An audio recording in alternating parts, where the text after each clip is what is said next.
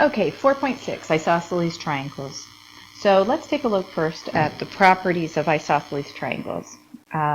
First of all, we have what's called the vertex angle. The vertex angle is where the two legs meet.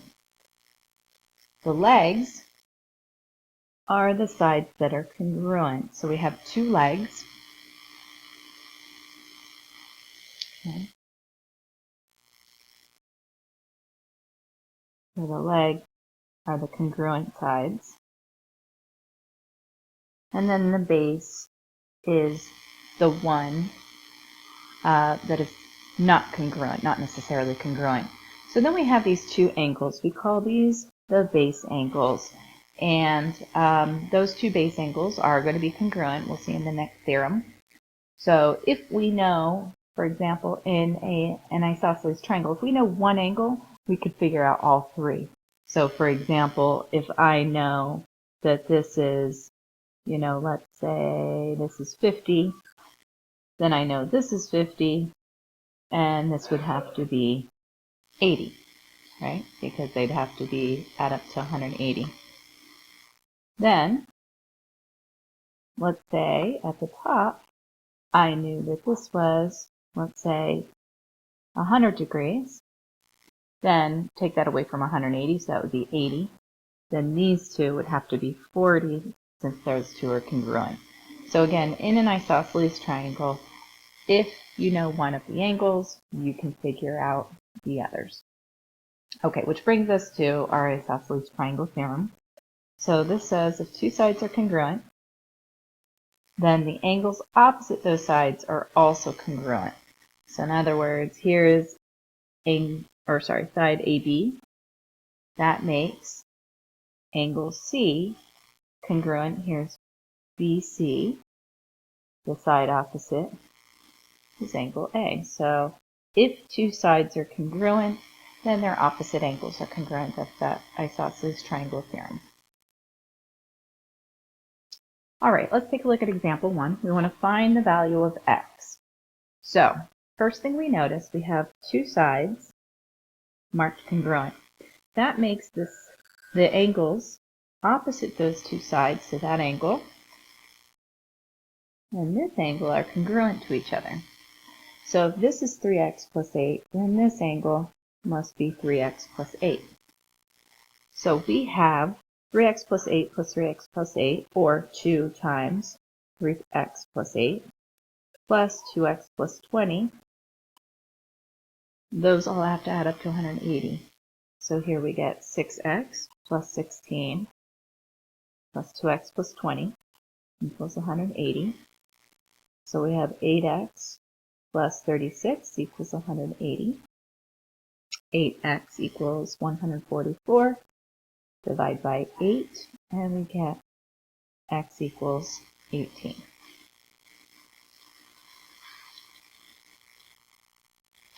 All right, let's take a look at example 2. So we have GH congruent to HK. So here's GH congruent to HK. So again, if we look directly across, that's going to make angle GKH congruent to angle G. We also know HJ is congruent to JK. So that makes these two angles congruent to each other for the same reason. So now let's take a look at what we are provided. We have angle GJK. GJK is 100 degrees. What is the measure of angle HGK? So I'm looking for, not that angle, I'm looking for this angle. Well, let's start off in this triangle here. Now, if the angle J, that ends up being the vertex angle, so if that's 100, then I know 100 from 180 is 80, divide by 2, so this has to be 40, and this has to be 40. Also, we can figure out this angle here, GHK, because these form a linear pair, so this has to be 140 degrees. So if we do the process again, this triangle here also has to add up to 180. So if this is 140, subtract that from 180, we get 40 divided by 2. You get 20 degrees for each of those smaller angles. So measure of angle HGK equals 20.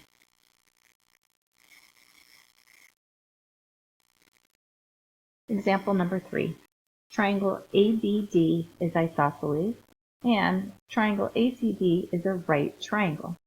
So if measure of angle 6 equals 136, what is the measure of angle 3? So we see that these two sides are marked congruent, which is going to make our base angles 4 and 5 congruent. So if we take 136 from 180, we do get 44. So that's going to make angle 4 and angle 5 22 degrees. Now notice that angle 3 and angle 5 form a 90-degree angle. Those are complementary. So if I know angle 5 is 22, if I subtract 22 from 90, I'll get 68 degrees. So measured angle 3 equals 68.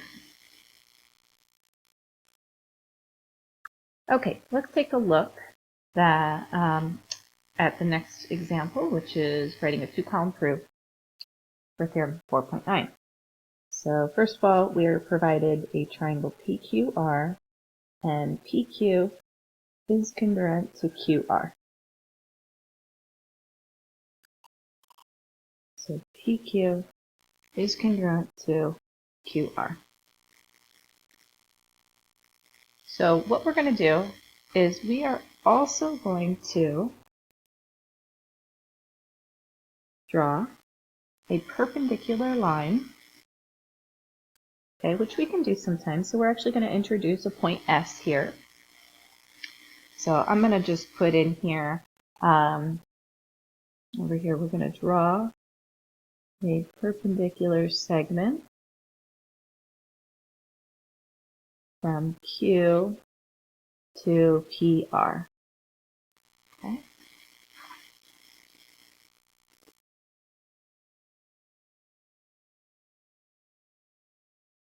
So what I want to try to do is get the two triangles to be congruent. So I'm going to write out this. QS is perpendicular to PR. Most often we are not going to encounter this in our proofs on our tests and our finals. But I just want to do that for proving this theorem. So this is a postulate that we learned previously, and that is it had to do with the shortest distance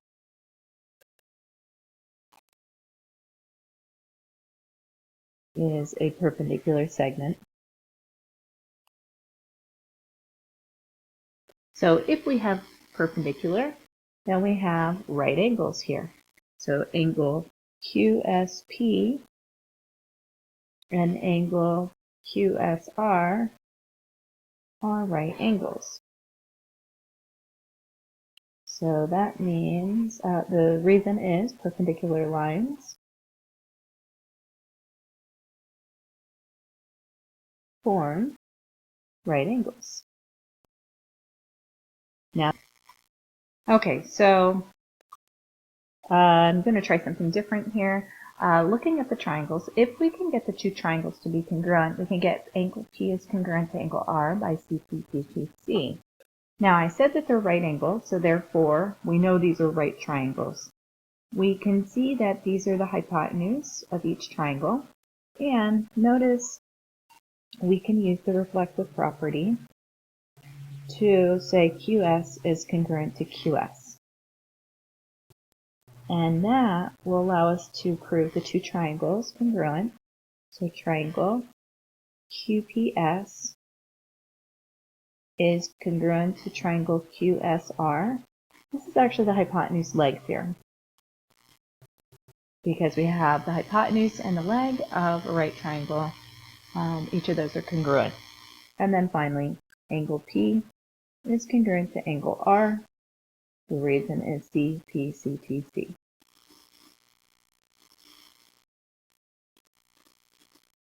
Okay, our last, the last proof of this section, not saying that we won't have any homework questions that don't have proofs, but this will be the last one in our notes packet for today. So we have CA is congruent to BC, and CA congruent to BC. We also have KC is congruent to CJ.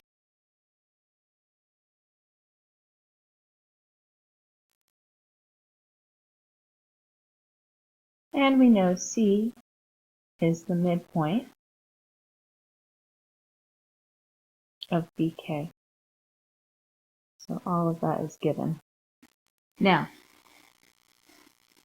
if C is the midpoint of BK, that makes BC congruent to CK.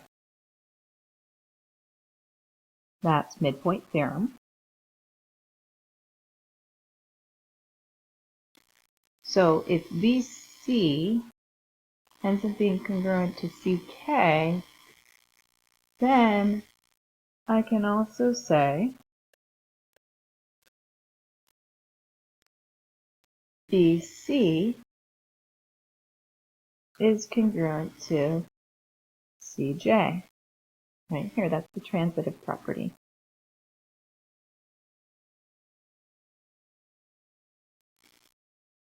And once I know that, okay, so step 4, I also know AC is going to be congruent to CJ, and that's transitive property again.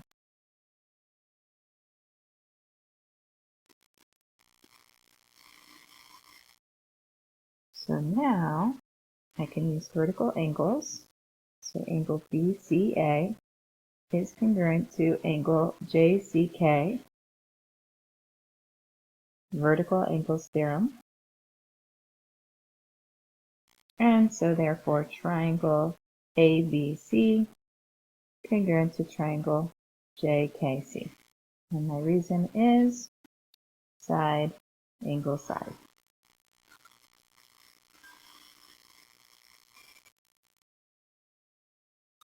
Now, the converse of the isosceles triangle theorem says if two angles of a triangle are congruent, then the sides opposite are congruent. So if we know the base angles are congruent, then the sides opposite are congruent. So angle D congruent to angle F is going to imply CE is congruent to FE. All right, so our next example, we have diagrams to answer the following. Name two congruent angles in triangle ABD. So here's triangle ABD. Since these are the two congruent sides, we have these two angles. So angle ABD is congruent to angle ADB.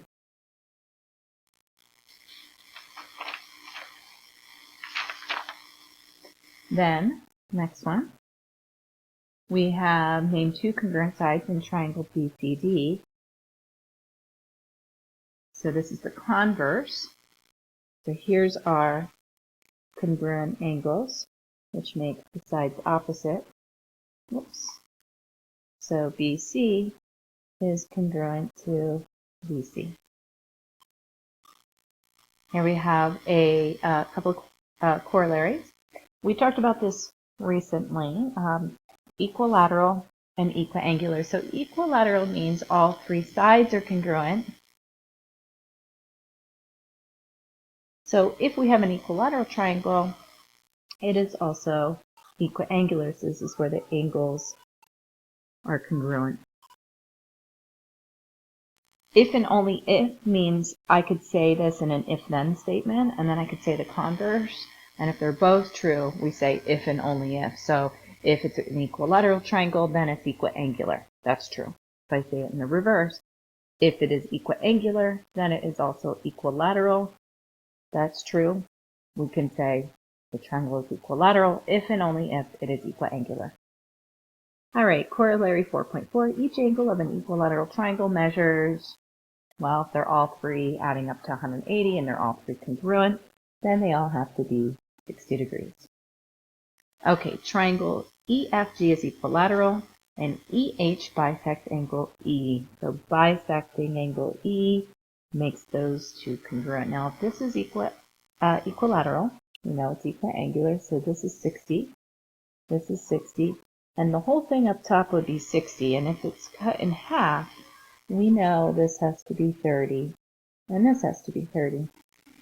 So measure of angle 1 equals 30, measure of angle 2 also equals 30. Now, in this triangle, let's say taking half of that, if this is 30 and this is 60, right, this has to be a 90 degrees. So 15x must be equal to 90 degrees. So x equals